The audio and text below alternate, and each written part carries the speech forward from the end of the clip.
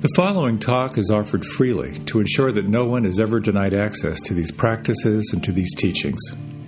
If you feel inspired to make a donation to support this offering, you can go to my website at jonathanfoust.com. While you're there, you can also sign up for a monthly newsletter designed to support you in your practice.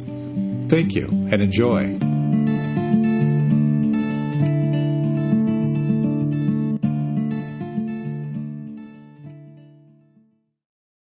So I recently got an iPad Pro.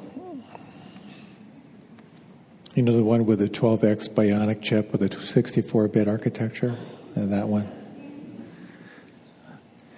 And I debated. I didn't buy it right away. But I was, bouncing back and forth. And, of course, there's a very interesting, theory about the structure of the brain, that there are these modules that kind of take over. There's the I want that module, and then there's the you don't really need that module. So they kind of played themselves out for quite a while. But I finally went for it, but a voice inside me said, well, this isn't going to make you happy, but I went ahead and got it. And you know what? It really has. So I'm here to tell you that there are some Apple products that will make you happy.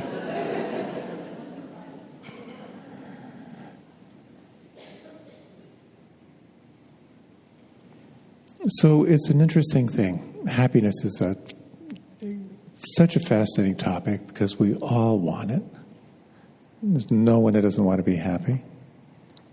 And it becomes a really interesting question. How do you be happy? Is happiness an arduous process that you work on by slowly unpeeling the onion of your conditioning? I think on the most radical level, no. Here's the punchline of the whole talk. The talk is entitled "The Quickest Way to Be Happy." This is with a hat tip to Werner Erhard, who created EST, if you're familiar with EST. So, the quickest way to be happy? Choose what you already have. Thank you for coming tonight.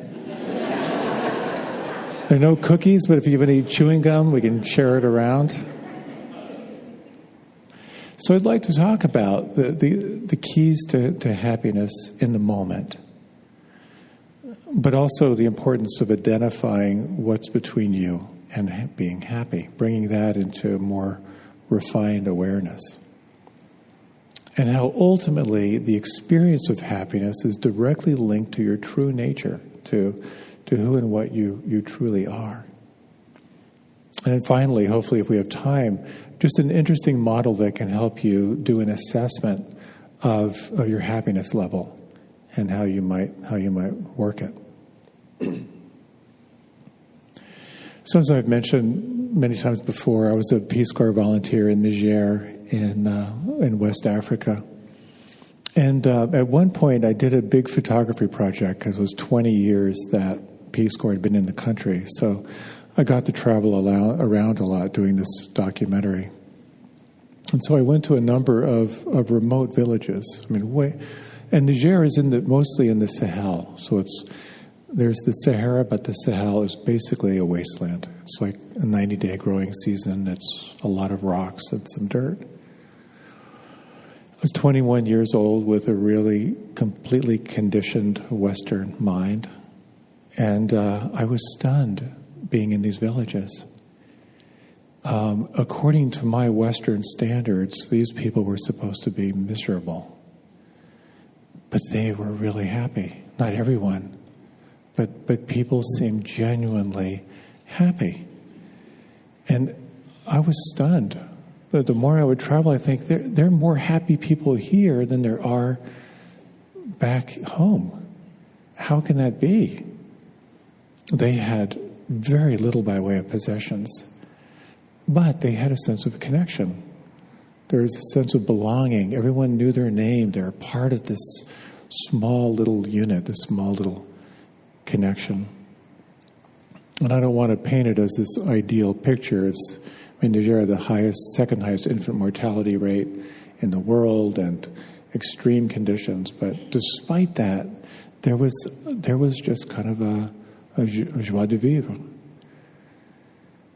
And it brings up this really interesting question, is happiness dependent on externals?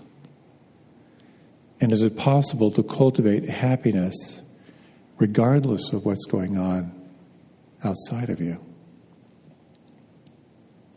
Maybe you've seen that classic situation where you give a child a really cool gift and they spend the whole afternoon playing with the box. It's just that innocence. Here's this really, really cool box. There's no story, there's no comparing, there's no judging, there's no trying to figure it out. There's just to sort of play with what is. And it's possible to tap into that. But you have to let go. You have to let go of the comparing, judging, thinking, planning mind. You may know the book Beginner's Mind by Shunryo Suzuki, where he talks about cultivating beginner's mind, where everything is new for the first time. He said quite famously, in the expert's mind, there are very few possibilities. In beginner's mind, there are infinite possibilities. So how do we cultivate that in our meditation practice? But also, how do you cultivate it in your life, where you can actually experience each moment fresh? I noticed back in West Africa that people tend to be a little happier in the country, like really, really out, where they were more isolated. In the city, there was tremendous suffering, and it was kind of in many ways more pronounced, because it was sort of like the Western infection of more, So I just noticed with many of the people that I met and kind of hung out, that if you didn't have a bike, you wanted a bike. And if you had a bike, then you wanted a moped. If you had a moped, then you wanted a motorcycle. And if you wanted a motorcycle, you wanted a bigger one. If you had that, then you wanted a car. It's the whole experience we all have of wanting more. And if we're caught in the wanting more, life is never satisfying.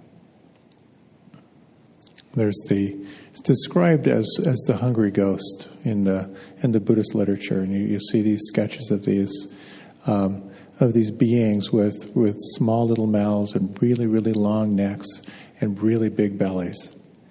And they're consuming and consuming and consuming, but they can't get enough to get full inside. And we're all afflicted with that to some degree. And it all comes down to desire. And when you look at desire and happiness, they're kind of diametrically opposite. So when you are happy, there's no desire. And therefore, it's possible to be happy anywhere, anytime, if it's possible to let go of desire. And this becomes an integral part in our meditation practice, because you get to see that creeping, wandering, wanting mind.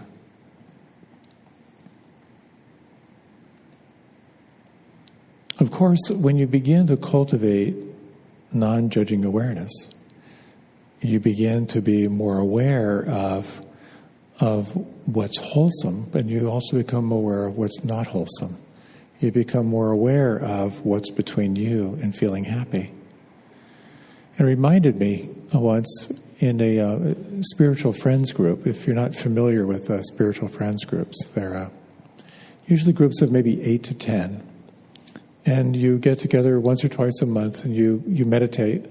And then there's kind of a timed sharing where you just sort of talk about what's happening in your life and how you're kind of applying mindfulness to it. It's a wonderful, wonderful way of connecting. In the Year of Living Mindfully program, I was just joining one of the groups, and as we were going around, and it was a pretty intense year for me, and I remember sharing just sort of hearing myself share, and I said, in the last 2 years, 3 dogs have died. Tara's mother is really in hospice now. My father's Alzheimer's is now full-blown. Tara's had a real health flare-up. But I'm really okay. Do you ever notice that in your life? Where there's all this spinning stuff, all this stuff going on, but somehow in the middle you're really kind of okay. It's a fascinating thing. We do a process in the Year of Living Mindfully from the modality of focusing in Eugene Gendlin called clearing the space, where you ask yourself, well, what's between me and feeling happy? And then you just sort of name one thing and you kind of say hello to it. There you are. Then you imagine you just place the concern for it to the side. And then you ask again. It's a very interesting way of just helping you sort of name and recognize the landscape of what's between you and feeling happy. So I thought we might take a few minutes for that, if you don't mind.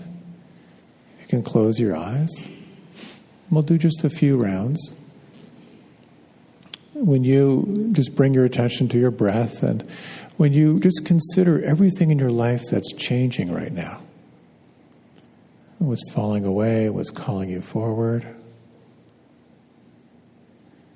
If you can just name one thing, one issue that's between you and feeling really happy, what would that be?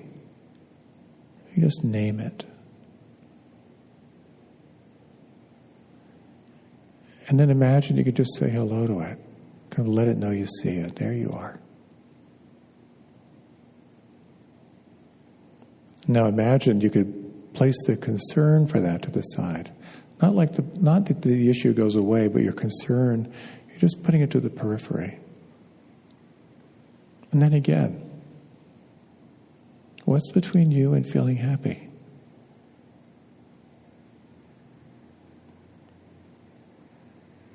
Can you name this? Say hello to this.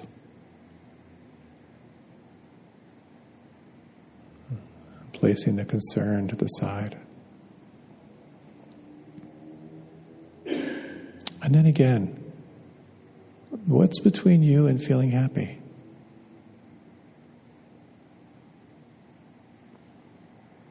And as you name it, take some time to say hello to it.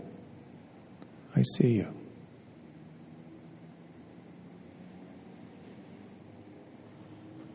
And imagine you could place the concern for that to the side, and then one more time. What's between you and feeling happy?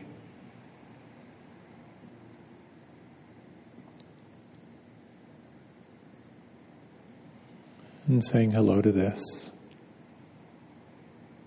And placing the concern to the side, and you might just take a moment just to kind of say hello to what you've named. Just some of the issues in your life. And sensing in your own way who you are as the one who is aware.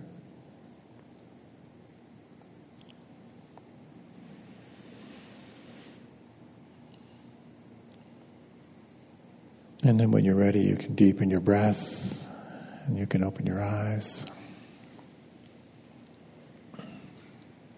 Sometimes when I've guided people through that, they'll say, wow, other than these 15 things, I'm starting to feel pretty happy. But there is something about just the naming of it that can be very, very helpful.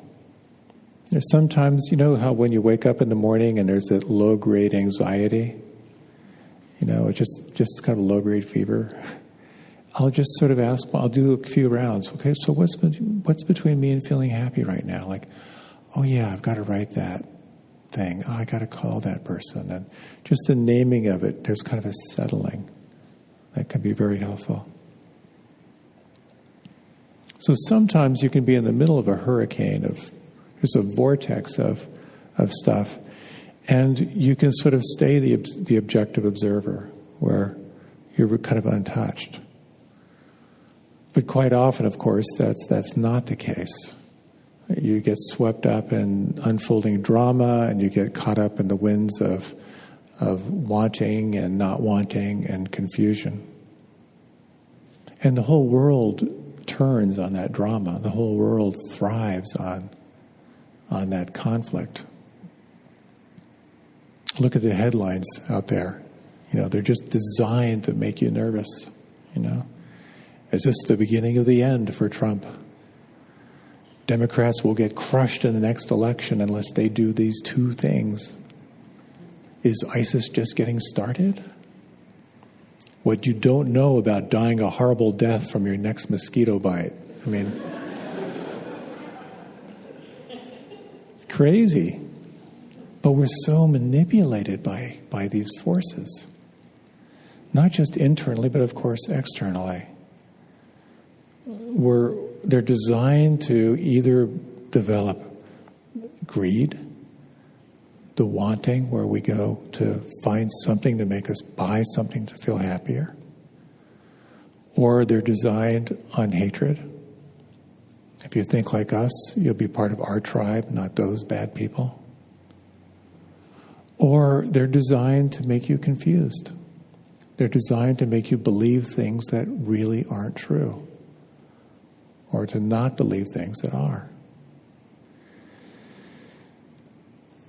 So, if desire is really at the root of this, how do we work with it? Particularly in an age where we're bombarded with forces that are designed to stimulate the fear, the amygdala. They're designed to stimulate greed and hatred and delusion. It's so interesting, and I think many of us know this phrase, but it's so interesting how the Buddha allegedly said this 2,500 years ago. It was before internet. He said that when you want to really be happy, like truly, truly happy, you will be swimming upstream. You're swimming against your own conditioning. But he also said you're swimming against the culture.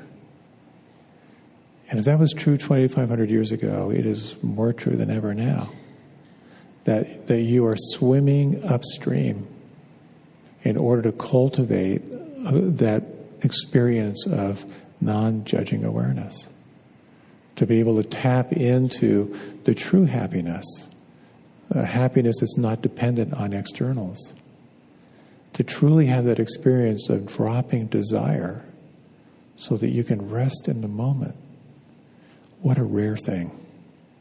A rare thing.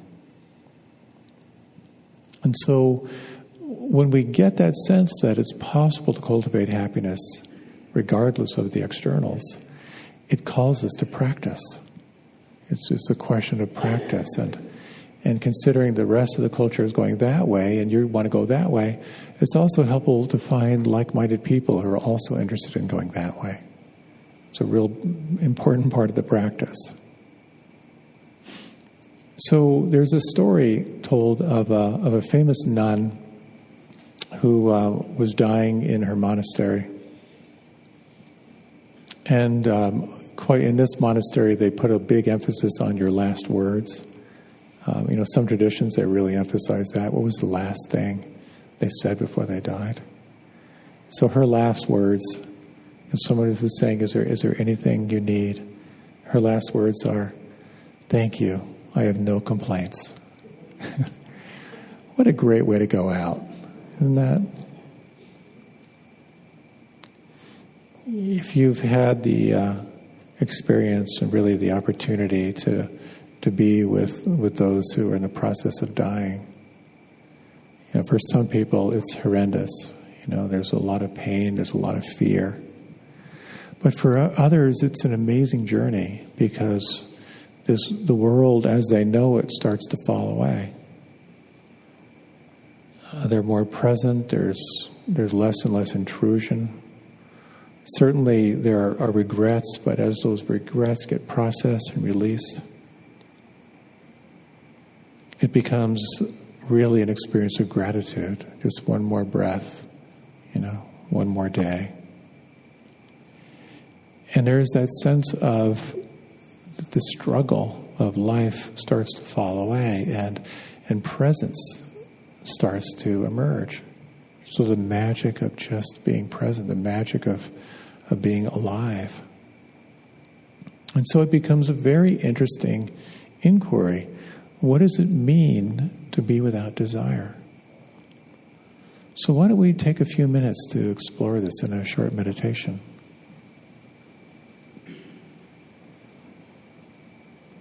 Again, when you draw your attention to your breath, just notice how it may draw your awareness inside.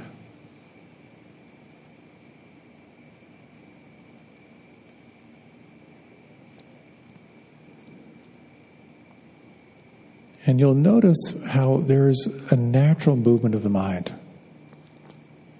The mind, in many ways, is kind of like a butterfly.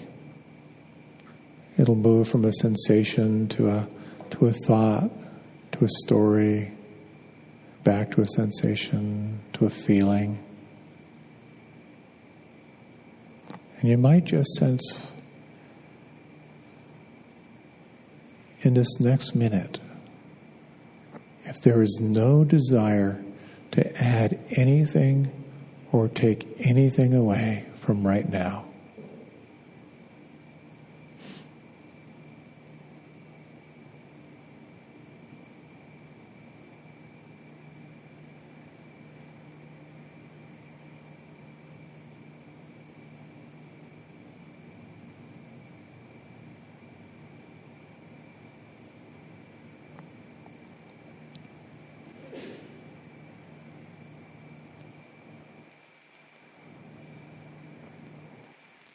What is your experience right now if there is nothing to add and nothing to take away?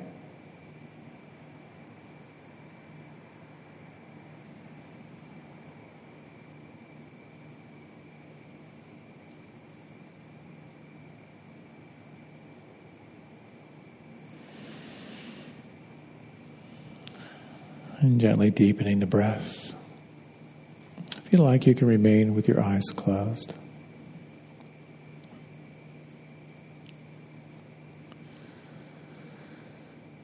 So choosing what you already have, it's truly a profound practice. It's saying yes to what's right here.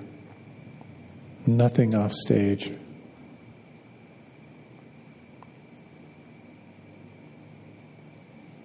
Choosing what you have doesn't mean complacency.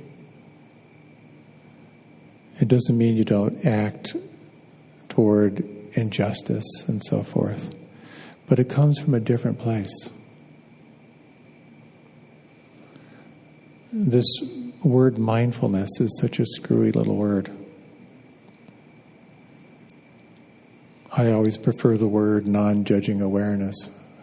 But that quality of awareness, it's not for or against anything.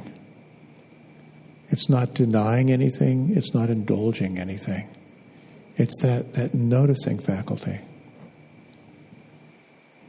One of my favorite readings, and you might like to close your eyes again. This is from the third Zen patriarch of Tenzing Ming.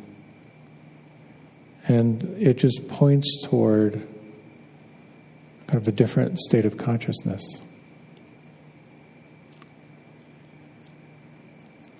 The great way is not difficult for those who have no preferences. When love and hate are both absent, everything becomes clear and undisguised. Make the slightest distinction, however, and heaven and earth are set infinitely apart.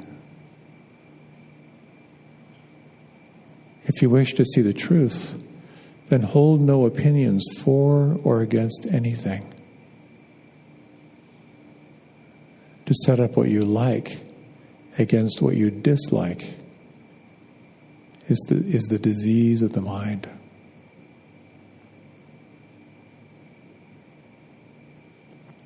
The way is perfect like vast space. where nothing is lacking and nothing is in excess.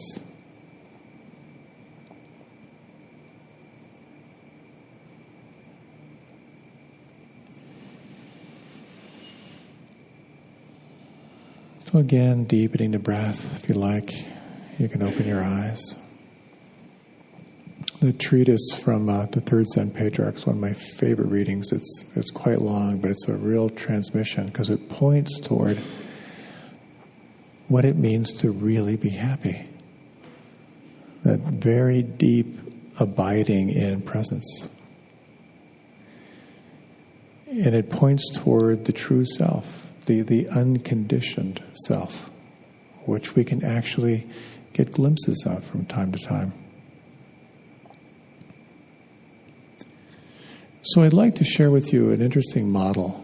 It's more of like a pragmatic, down-to-earth model for looking at happiness.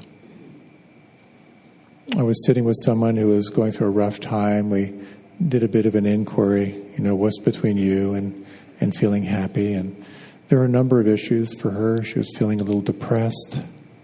She noticed that because of her depression, she was withdrawing a little bit from the world, feeling out of sorts in her relationships, and she wasn't sure what her life was all about anymore. And so kind of a downward spiral. So positive psychology is a fascinating thing. If you haven't looked at it, there's some really, really good stuff in there. And they actually, I'd like to share with you a couple of the questions from their questionnaire. And we did sort of an informal review with this person. I'll share about that in a few moments. So if you like, you can close your eyes again. And there are quite a few questions here, but just notice your immediate response to these questions. And these are really pretty scientifically honed questions to give you a sense of your happiness level. How often do you share feelings with friends or relatives? How often do you do kind things for others? How much time do you spend on social media each day?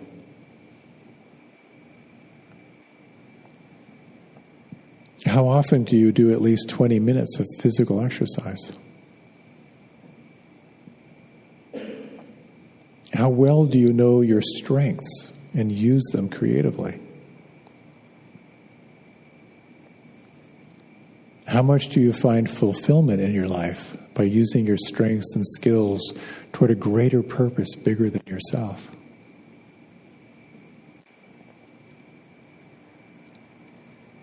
How much do you engage into activities you find challenging and absorbing?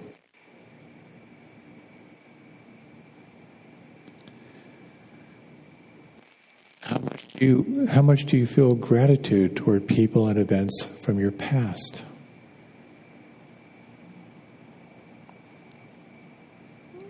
How much are you able to focus on the present moment and not get distracted by future or past thoughts?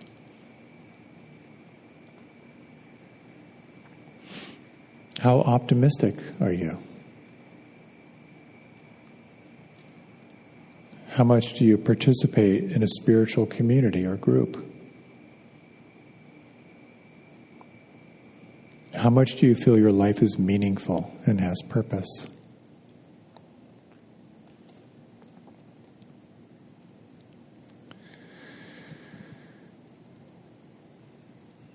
So if you like, you can open your eyes.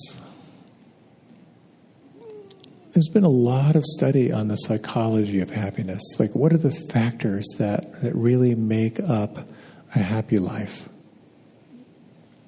And it's amazing to see the research that's been done. So Martin Seligman wrote the book Positive Psychology many, many years ago. Then he updated it and changed it a little bit. So you can think of this in terms of what's called PERMA, P-E-R-M-A. The first is feeling positive emotions, just feeling good. How much do you feel good? The second is engagement.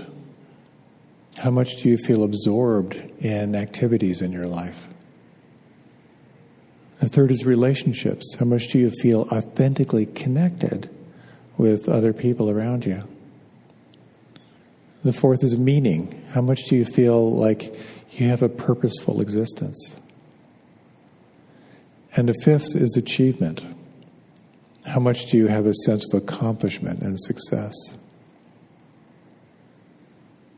So it's a very interesting way to really do a little review of your life. And you may sense, wow, I'm a little bit low over here. And it's sort of all part of like building that upward spiral. You know, the vicious circle, which is kind of like, if you've ever seen Theater of the Absurd, it just goes round and round and round. And you can break the vicious circle with mindfulness, just being a little bit aware. And instead of the circle, it becomes an upward spiral. So it becomes kind of a virtuous spiral. And just by noting what's between you and feeling free, feeling happy, and reflecting on these qualities of how much do you feel positive emotion? How engaged are you in your life? Are your relationships deep and authentic? Does your life have meaning? And do you have a sense of accomplishment? Very, very powerful questions. And by recognizing what might need adjustment, you can really explore how you might explore that more and develop a more wholesome sense of your life. And so with this woman, we kind of went through that, and she realized that there were a number of steps she could take that would kind of help to break that cycle. So there's a little bit of a paradox here. On the one hand, you can be happy by choosing what you already have. So it's sort of like instant happiness, or at least getting a glimpse of happiness. You can get a glimpse of happiness by really exploring who you are in the absence of desire. And again, they can just give you that sense of that deep, deep sense of a contentment. And you can also look at your life from this sort of holistic perspective. Like, are there actually things you can do that would shift your life in some way? It kind of comes down to, you can say, these two essential paths. One is sort of the path of self-improvement, and the other is sort of the path of liberation. Sort of the path of liberation is sort of like drop desire and you're home. But we're still living in this relational world. And there's some really beautiful teachings around cultivating more wholesome states. That whatever you engage into in your life, in any kind of practice, anything you do, is to really assess, did this cultivate a more wholesome state or a less wholesome state? And more I'm seeing meditation and living through this lens of mindfulness as a process of self-diagnosis. And just as at the end of that meditation, you can ask yourself, how does this moment want me to be with it? Would I benefit from gathering my attention and concentrating and arriving and landing? Would I benefit more from taking the seat of the observer and just watching what changes? Or would I benefit from just simply letting it all fall away and just being that awareness? In that same way, you can kind of self-diagnose your life by sincerely inquiring, so what is between me and feeling happy? How does that want me to be with it? Is there something that needs to change? Something that doesn't need to change? And when you explore those changes, to really inquire, is this up-leveling my sense of presence? So, some thoughts on happiness. Why don't we'll close with a short meditation, and I'll share a few more lines from the third Zen patriarch.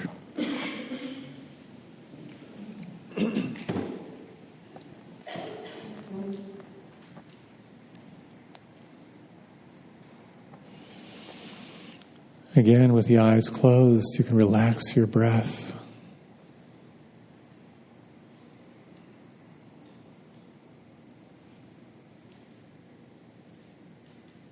And just sensing this possibility that you can cultivate happiness independent of the externals in your life. By sensing who you are right now in the absence of desire and actively choosing what you have, saying yes to what is here.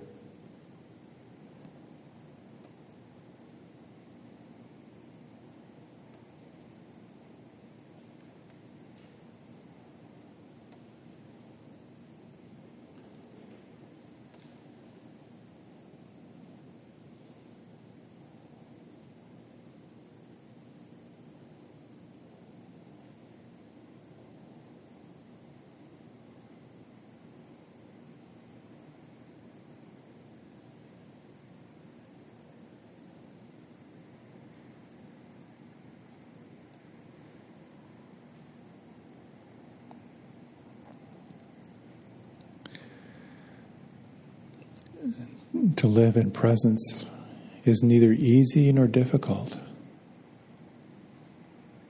But those with limited views are fearful and irresolute. The faster they hurry, the slower they go. And clinging cannot be limited. Even to be attached to the idea of enlightenment is to go astray. Just let things be in their own way, and there will be neither coming nor going. Obey your own true nature, and you will walk freely and undisturbed.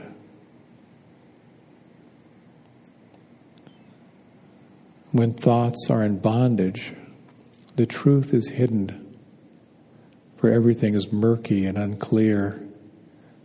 And the burdensome practice of judging brings annoyance and weariness.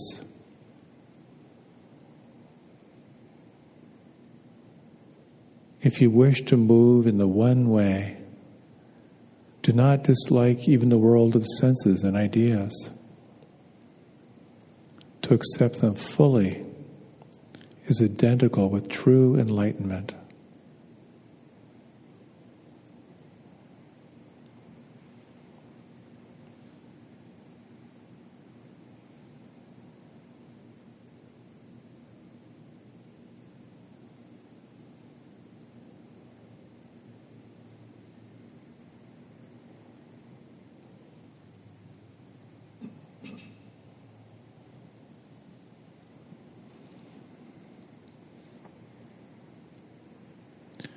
And together, let's draw in a long, deep breath and exhale with a sigh. And inhale fully, exhale with a hum.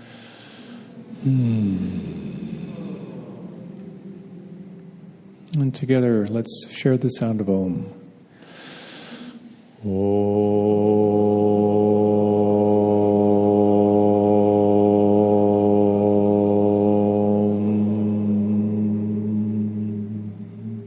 And again, inhaling.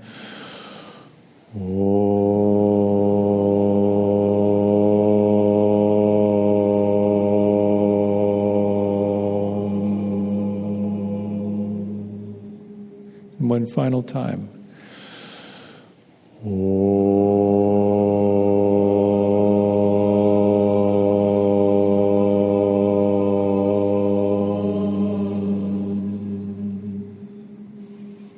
Relax and feel the lingering effect of the sound.